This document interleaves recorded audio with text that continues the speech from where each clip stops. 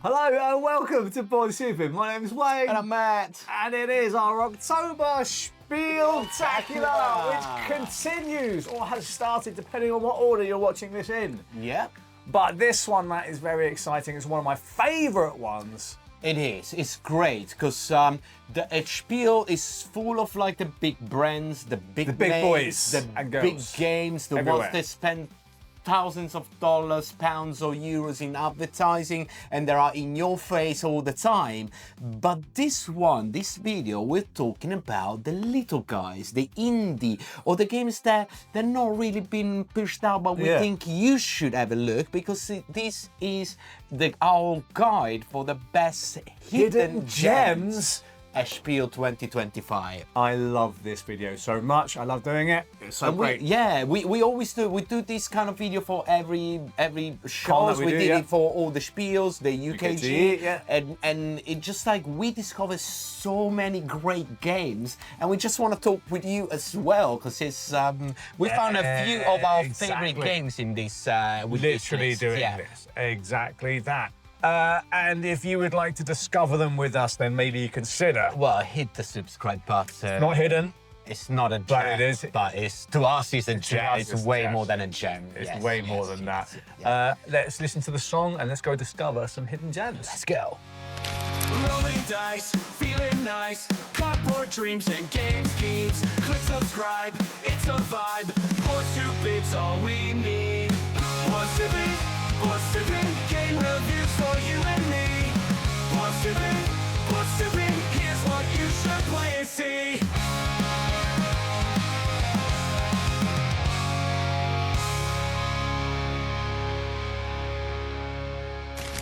First one we want to talk to you about it. It's a game that we had a little preview behind the scene at UKGE this year, and it's a game from Mighty Board. We've been showing it like, oh, the images you see now that were stolen. We stole them. At UKGE, but the game is Red North. Now, this game is a interesting sort of bluffing-ish hidden information game where you're essentially going to be bidding for various territories, and if you win them, as long as you control them, you're going to have like a certain power, which is really, really cool. But other people are obviously going to be competing to take them away from you. And the more resources, the more cards that you spend, the less that you have to spend on the other one. So that's quite interesting as well. And of course, when you're bidding, the player will know which card that you're bidding with, so they know which one you already use. And they're going to kind of know where you want to do, what you want to do, and what order you want to do it. So it's a really interesting sort of over-the-table game as well. Plays in about half an hour, so not too long either. And this game has like a nice arc to it, which will be even more intense. And towards the end of the game, of course, because it's based on like the Norse with mythology, you're going to get Ragnarok. Of course, and all the gods are going to come down and create chaos. So. Yeah, absolutely. And this game is actually a re-implementation, a reworking of the original game, which is really great in the beautiful Mighty Boards production style, which I'm very excited to go and play and check out, and you should be too. Absolutely. So, Red North. Matt, one of the most exciting things about Spiel is the increasing publishers and designers that come from Asia. And we have a great example of one of these very exciting games that you're very excited about. Oh, yes. It looks very cool, actually. And this one is Eldertide, 1,000 Lights. Looks awesome. This is, again, a Japanese production. The name of the production company is, I can't remember. Esper Games. Esper Games, yes. We'll see them again. Stay tuned. But basically, what this game is, so the setup of the game is the world has been devastated by calamities, wars, whatever it is. So you trying, each one of the players, you're trying to rebuild their civilization. Each one have their own board that represent their capital city, and they need to try to build around. So there is a little bit of a civ build component components there, Yeah. and then you got in the main board, you're gonna have your shape. Like think about like Final Fantasy VIII shapes or something like that. That is gonna go between different territories to do pick up and delivers mechanism. So you need to travel from here to there, picking up this, exchanging resources, coming back on the capital, build your civilization to get more upgrade, can do more action, move faster. The twist to the game is the fact that the territories are gonna be represented by a series of cards or tiles in the center of the board. You're gonna have a storm tile. The storm is gonna be moving around, basically messing it up. Breaking the tiles, stuff, smashing your pots, messing up with the tiles. That means that you need to do route building, not route building, route planning. Yeah. But the storms could wreck your ship, could wreck your ports, could mess up the different places. Very interesting as well. Yeah, you might have like, I set up the perfect turn and the storm just like, well, no, you can't. But yeah, again, so it's got all these very lovely mechanics.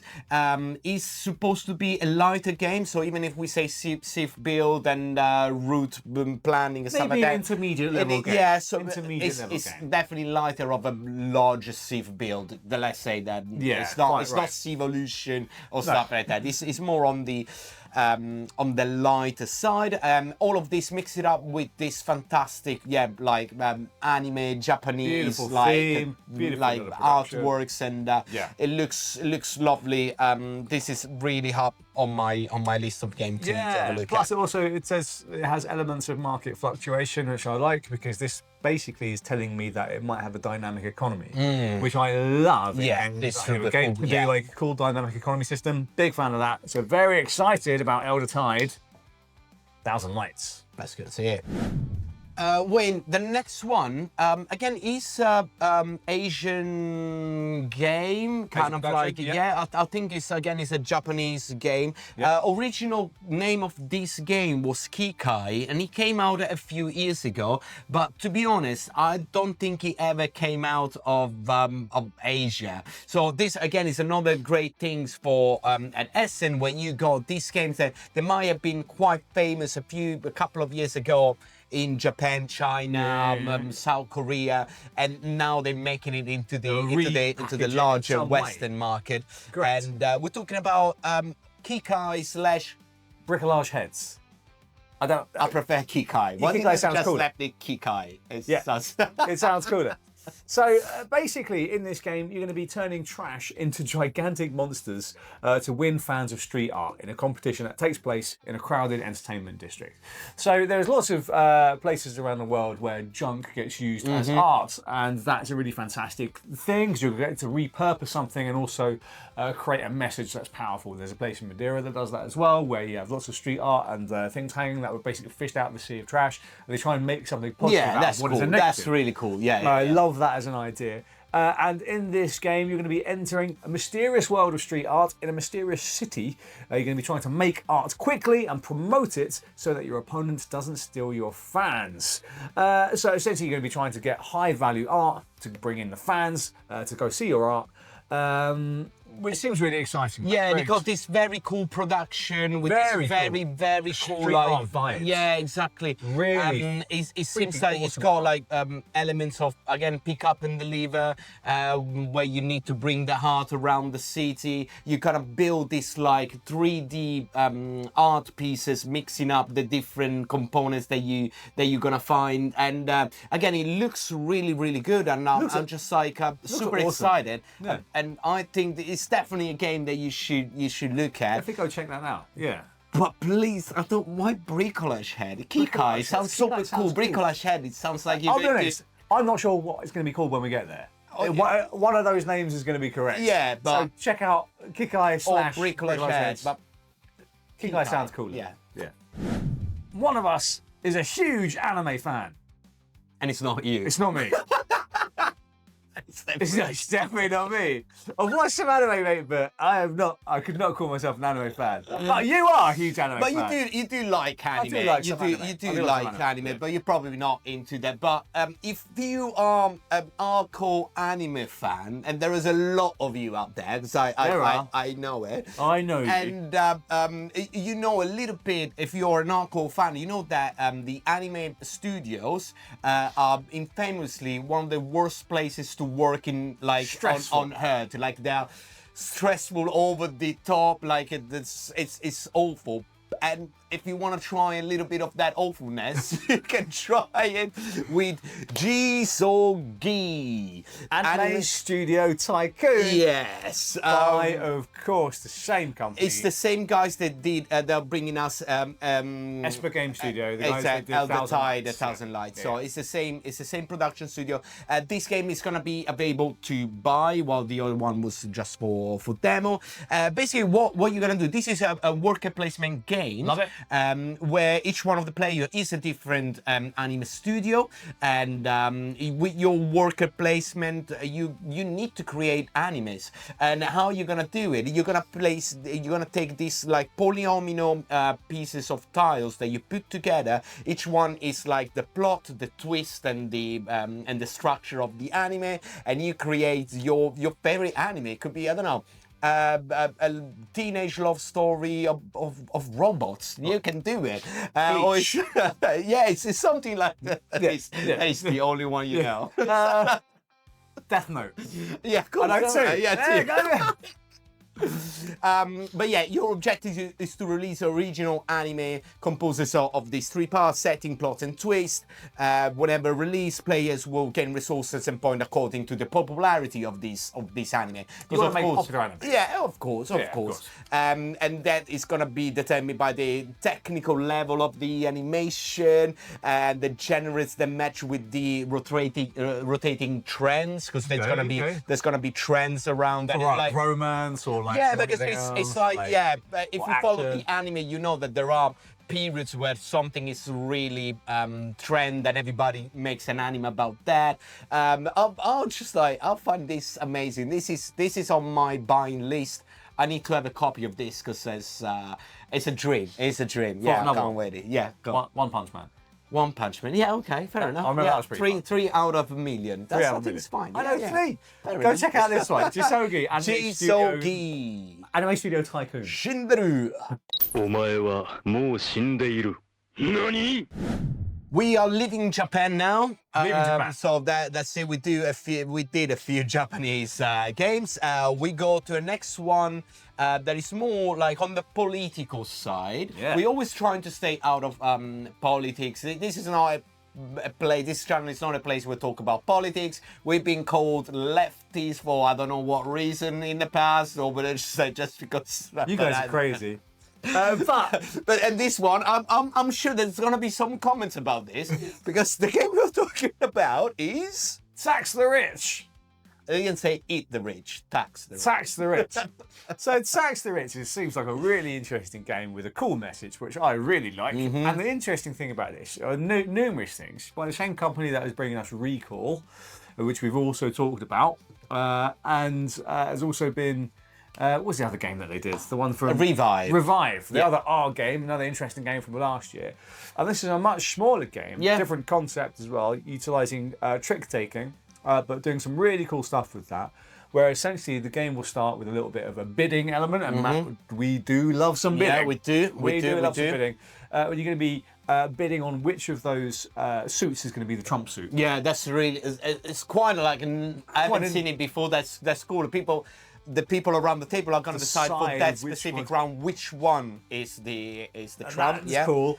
And then you're also going to be bidding on the number of tricks that you're going to need to win in order to get bonus points, which is also cool as well. And the cards are going to basically depict different social classes. Yes. Different ranks, right? From poor all the way up to the president. To the president. Yeah. You're going to have There's some social commentary going on right yes. there. Yes.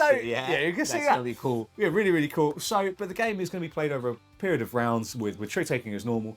But there's a really interesting twist to the game, which I think is going to be really fascinating. If at any point all of the cards in your hand are of the same suit, have a flag symbol, have a specific symbol on them, you can reveal your cards and call for a revolution, which will swap all of the rankings of all of the classes. So for all the most powerful groups become the weakest, or the weakest become the most powerful. What a cool idea! That's super cool. This one is, when we were reading about it, this was one of the first we were like, wow, okay, That sounds fun. Really, really interesting. Again, with this different twist on the trick taking. Trick taking has been kind of like a trend in the last few years. It's been massaged a lot. Yeah. People are getting a lot out of it. I still love it that people still can come out with different takes, and this to me just like it sounds super cool. In the box itself, or like that revolution bits that you just spoke about it, there's gonna be a different module that adds the feminist revolution as well. So if you have all the feminist cards in your hand, you can start a feminist revolution. Right. Yeah, just like all these those things are absolutely cool, and Really cool. yeah, comment me at the comments, tell me that I'm whatever, but this game sounds super cool. It's got a theme. It's got a soul, and it's got a soul. yeah, absolutely. It's a brave one. Go check out Tax the Rich. Go do that. Okay, Matt, the next game on this list is by a company called Sit Down Games, who released a game that we really enjoyed in 2023, which was our first Spiel together. Yes, that's a channel. As it'll be our second birthday. And this game is called Tolleno. And we featured this game, before you continue, on one of our hype factors a few months ago. Yeah, that's right. And I was very excited, and we were trying to work out where Tolleno was, because it's based on a Mediterranean city. I found out. Where is it? It's not a real city. It's nowhere. It's a fictional southern Tolleno. Anyway, I was so confused. Spanish. I was like, it must be somewhere. Anyway, fair enough. So Tolleno is this the tile placement, city building game that it sounds like a lot of other games, but this one, the specific things is that the city you're building is shared. Everybody's building Tolleno all together. So during your turn, what you can do is like place a tile to expand the city, or build the buildings on top of those tiles, wherever you can do it, and basically try to make more points out of the of the city. You got market you can put down to get immediate scoring. And blah, blah, blah. Boat. You can do all sorts of stuff. The cool things is the boat. Yeah. So on the tiles you're gonna place down, there's gonna be like a river where once you unlock the boat, you can basically take your building from one side of the city and move it somewhere else, because where it's fancier. Where it's fancier, where you want the other players to not get points out of it. So there is gonna be a lot of like high player interaction. In this game, it looks beautiful as it looks. Great. Yeah. It looks very almost azul-y in terms of like look and feel. I don't know why you can see like that azul vibes with it. So it's probably Tolleno is in Portugal. Yeah. Should we say that it's in Portugal? It's in Portugal. Yeah. It's a fictional city of Portugal. There you go. Yes. Yes. 100%. 100%. But yeah, so you got this combination of tile placements, area control, and tactical movements of tiles and building through the river with the boats. Love those things. Yeah, absolutely fantastic. We love a bit of area control. We love some tile placement. We love that in a shared competitive environment. So it looks like it might be a little undiscovered gem to go check out. Yeah, because it's going to be really high interactive within the player, having all to play on the same thing. So really looking forward to Tolleno. Maybe a city in Portugal. We don't know. For the one who been following the channel for a while now, they probably know that Wayne is an eager Latin dancer. That is true. There's not a lie. I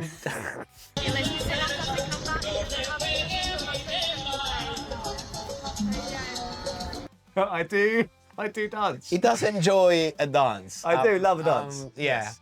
I do love a dance. He goes not with me on those things. No, Matt doesn't. It's his own venture. I'm not saying that I don't like it. That's me. That's Matt, and that's Wayne, okay. Wayne loves it, so I'm really proud of him doing all those dancing things. That's very kind. But when he says like I've done this, I've done that, I'm just like, Don't know what that means. But that's okay. Anyway, but you do know. But I do know that you like then a trick-taking games about dancing. Of course. And in this case, we're talking about Tango.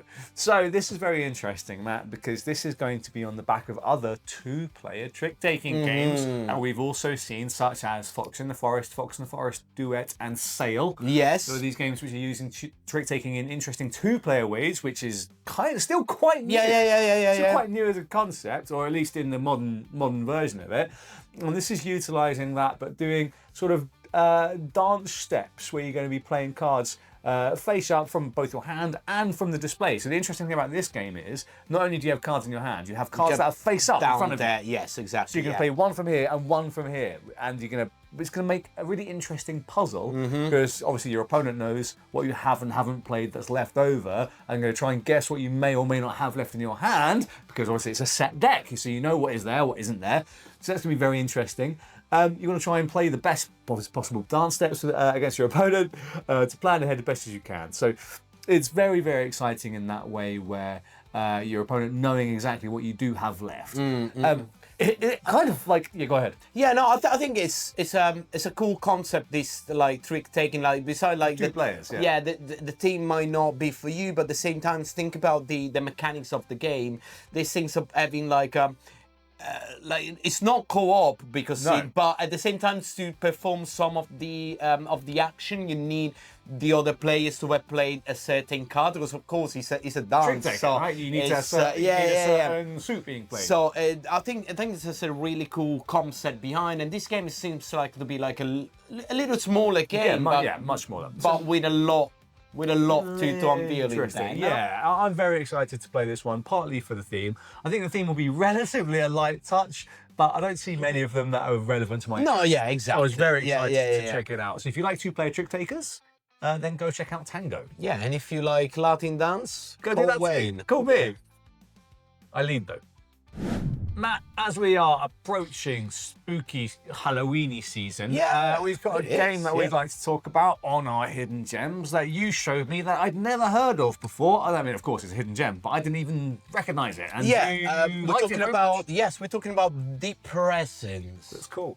Spooky. So The Presence is a strategic horror game set up in the Victorian era. Love it. With like ghost houses in the Victorian houses, yeah. That sounds like in already in terms of like you can see like in the artworks and stuff.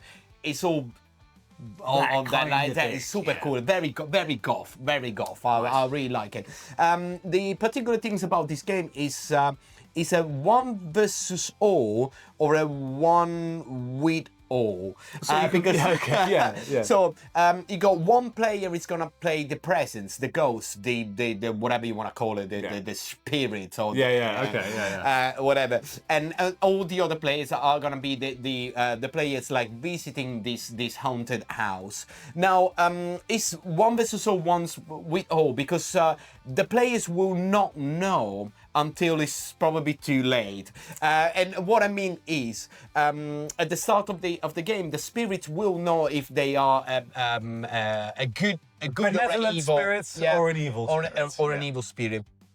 And that means that during their game, they will try to leave clues around the house.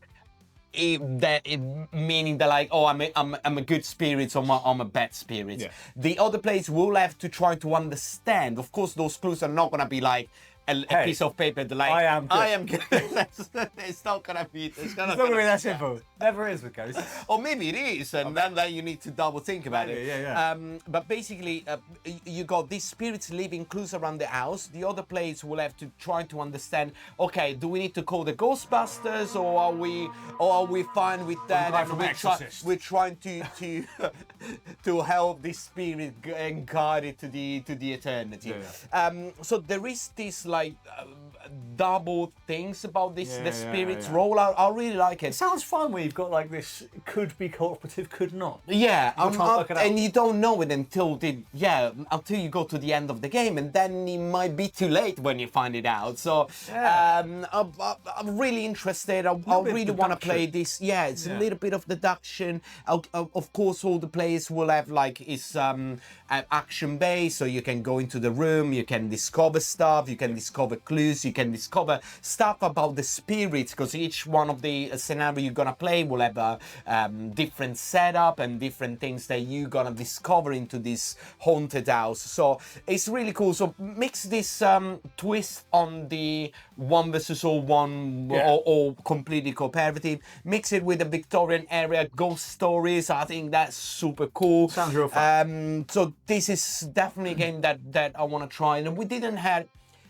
too many of like this one versus all game. I know that they're going a little bit out of fashion. Yeah, a little bit. But I think if it's well done like this, like we played Holo Pact like a while ago. That's very good. And that was really good, even being a one versus all. That's really cool. I think that probably there is a new wave of one versus one with all. So this could be really changing the formula up where it's not just the one has no information. They're doing something different with it. And that's really cool. Like so that. definitely scope in the design space. Yeah, go check it out. The Presence. What's that? Another game that we managed to have a very sneaky preview at UKGE, and that is gonna be now presented in kind of like more in a more advanced state. Is the new game from Keen Bean Studios, the same one from Power Vacuum, a game that we love so much. It's awesome. But the new game is gonna be Almighty. Almighty is, at least in the version that we played, real fun. You get to play. I'm sure it's going to be even more fun. It's going to be even more fun. I have no doubt. Artwork looks tremendous, very exciting. But you get to play a really moody, sort of short-tempered, very whimsical god, which is absolutely fantastic. There's different gods in the game. You can have your own special powers, and you're going to be manipulating the poor people of this particular land, trying to get them around into various areas to trigger the certain scoring conditions at certain points in the game. You want to try and trigger the right scoring at the right time by getting these poor folks, these poor saps, into various places via manipulating them, basically. Yeah, so it is a one versus one game. Could be more than 4 players, but 1 to 4 players. Sorry, and it's kind of like a tug of war. Divided in territories. Correct. So you, as a god, you got the god of sun, the god of death, the love and storms, and I think we played with sun and storms when we played the prototype last time, and you're basically playing your cards in each one of those territories, and each card will do different things. You can create life, so you can create more mortals are going to come around. Or you can kind of like bring those mortals to you in terms of like they can believe in you, or you can cause them, or you can just zap them if you decide, you know what, I don't like you, zap you. Brilliant. But there's a lot of combination, because then the point scorings for the territories will be like going round and round. So you will have a territory scoring this turn. Next time it's gonna be this territory. So you want to play the cards in the different territories, thinking about like which one is the next one that is gonna score me. So there is a lot of strategy there as well. Very much so, about what order do you play them in, and also some of the mortals are going to be worthy and they will score you plus points, but some of them are like sinners and unworthy, and if they're in the territory they're going to detract from your score. That was pretty cool. I remember like when we were playing, you were going to score a territory and I summoned there a necromancer that started summoning out zombies. That's like everything, and they were all like bad points. Bad points. And it was like, good luck scoring that. No, it was really fun. cool. It gave me that like feeling of like all games like Black and White, or like Populous, when you're just like you're a god and you can do whatever you want on the board, and it's kind of quite a moody kind of just really short-tempered. But in the same time, with the keen bean style, where everything is like great, more like artwork, funny and funky, tongue-in-cheek, like exactly. funky, really awesome. I mean, we were so excited as soon as we played this at UKG, and I am thrilled at the opportunity to get to play it again and see. See what it is. Yes, because it should be coming hopefully next year. We will see. So really excited about this one. Go check it out. Almighty. One of our favourite games from last year was a beautiful independent production called Kelp. Shark versus octopus. It's absolutely stunning. It's a fantastic game, a great 1 versus 1 hidden movement game with a beautiful artwork by Webster and Santiago, which we very much enjoy. Yeah. And as soon as we found out there might be a new game by them, we got very excited. Yes. You especially. And yes, because I did love like Shark versus Octopus great. Kelp like a lot. So this new game is Sardines versus Squid. No, It's not Sardines versus Squid. It's not Sardines versus Squid. no, we're going away from the sea team, from the fish teams, and we're talking about dragons. Dragons. This new 8 dragons. Not That fish. is the game that has just been announced. So it literally was like yesterday or a couple of days ago while filming this. So not much information. So this is more like we're very hyped about it. But a quick description of the game is you are basically a dragon. Sweet. Going around the land. Love it.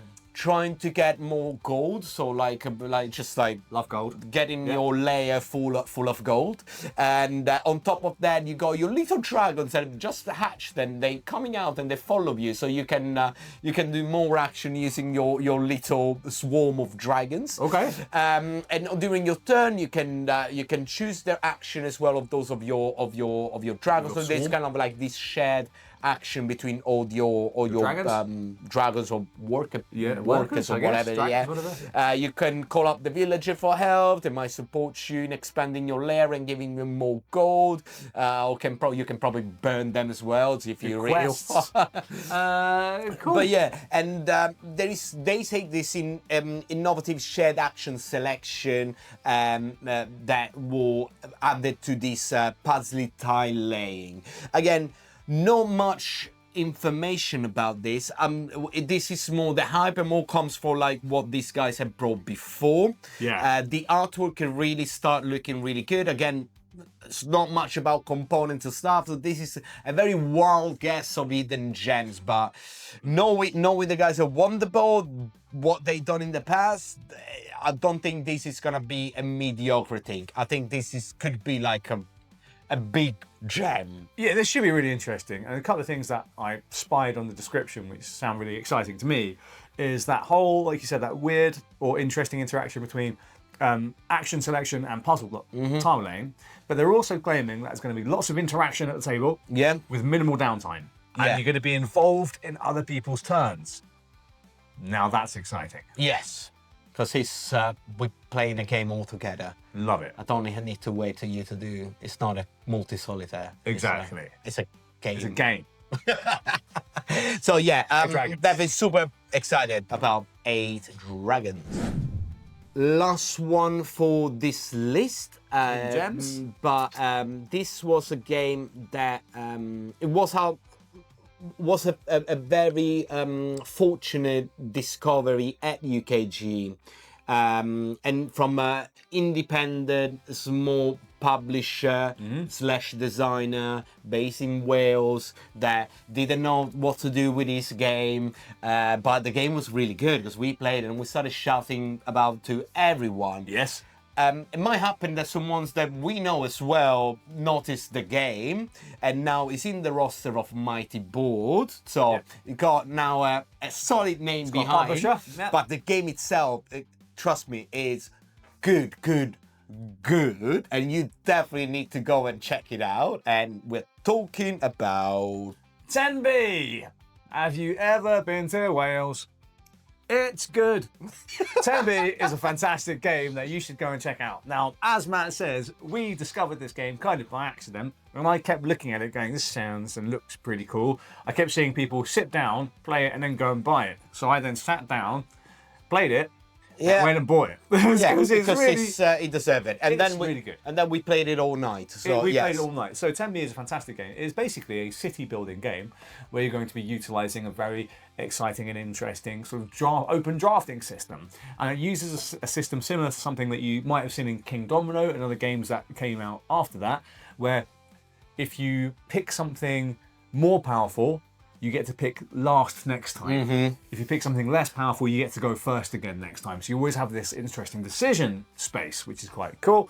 And what you're picking is different buildings to go in your town. And what I love about this game is how the scoring works. You're going to be scoring different cards based on the features of those cards, and it's so adorable. It's amazing. It's so great. Each one of the cards will represent something that could be in Tenby, because Tenby is actually a real place seaside town in Wales. So it's not like Tolleno. It does exist. So Tenby is there. You can go there. It's a seaside town. City town. Yeah, more than city. But basically, each one of the cards will represent a feature of that of the town. So it could be like a little shop or a house but in the card, in the artwork. each one of the artwork itself, there could be a seagull. Then maybe another card's gonna tell you count how many seagulls you got on the street and getting 1 point for each seagull. So you will have to go and check each one of the cards. Or the ones could be like flower pots or houses next to each other or different type of shops, or businesses or etc. etc. So, and yes, we loved it really deeply. This game really cool, and there is an expansion that you can get with it, which I don't know if it will be there, but if it is, then I recommend you go and pick it up, which adds so much extra content to that game. It adds like layers upon layers upon layers of interesting complexity if you want to add that to the game, but the base game itself is still excellent. Yeah, really and the good things is one of those games again that you can be a family game. Yeah. Because it's cute to see and it's easy to pick up, it's easy to understand. But then when you put it on the table with people with board gamers, oh god, that is getting really interesting with people trying to maximize their combos. Okay, if I'm taking this specific building and put it on my street, I can double my points. People around the table are gonna be like, I will not let him get that card. So absolutely.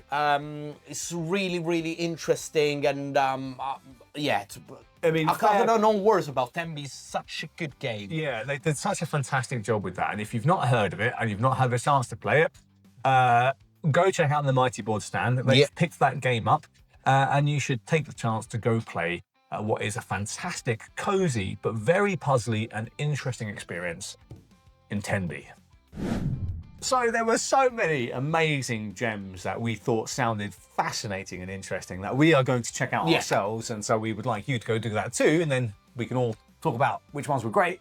That we want to throw a few more in, just a couple of lines that we found right at the end here. And I'd like to start, Matt, with a game called Audience. Yeah. So it's like a very small sort of trick-taking game where you're going to be basically almost, it's team-based, and you're competing pirate radio stations. Yeah, love that's that as cool. a theme. Yeah. Sounds super fun. Has a little bit of air and majority combined with trick taking. Love that. Yeah. The one I've got my eyes on as well is Fantasy Brewer. Of course you do. Where you are in this fantasy lands getting ready for Oktoberfest. So you wanna get your beer to be the best selling ones at Oktoberfest, but in a fantasy environment. It's a worker placement game where you're basically trying to brew the best beer. Seems like they got this very interesting mechanisms where your workers are gonna be like in a queue, so you need to place your worker at the right time in the queue to be able to get the action that you need at the right time. So that sounds really cool. Very exciting. On a slightly more serious note, there's a game that I'm looking at called Wunderwaffen by Aries Games. Not really a small publisher, they're bigger, still independent, but they do some really cool stuff. And this one I haven't seen get much love.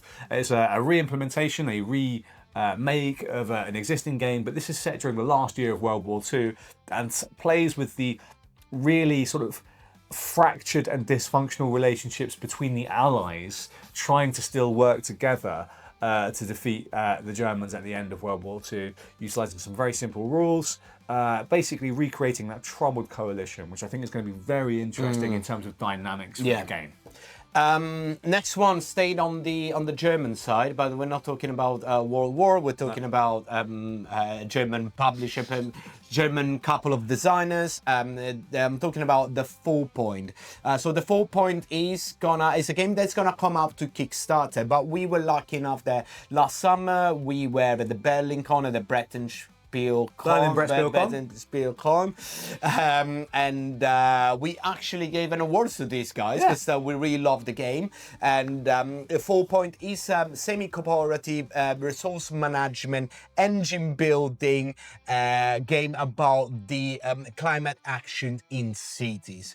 So think about something like Daybreak. A Daybreak, a Pandemic, a Germany. Mix those things together in a lighter way. I'm not talking about like a mega heavy, but you got that real social geopolitical situation, and each game you play in a different scenario that is going to be a different city. Each city will have their own like crisis in terms of like which resources they need, or like you can play Rio de Janeiro, Paris, and many others, and each one of the player is going to be kind of like a faction, but the faction is going to be the politician, it's going to be the influencer, the business owner. So you take the role of one of those faction, let's call it, each one with the different powers. They're trying to resolve the same problems all together, because everybody's cooperatively trying to sort out the problem for the scenario, but at the same time trying to get more points on your own. Your own good. So the politician might say, let's do recycling because then he can be elected again. The influencer will say, recycling because they want more following. So it's quite of interesting. We're gonna see like a better shape versions. We saw a prototype. So it's a slightly better version there. We say go and have a look, because this could be like another good one, another message. Big things for the future. I like it. Like these games. And the last one I want to talk about is a game called Kiki, which is actually it's an experiment that I know about. And when I saw there was a game about it, I got very interested in it, because it's something it's one of those random pieces of knowledge.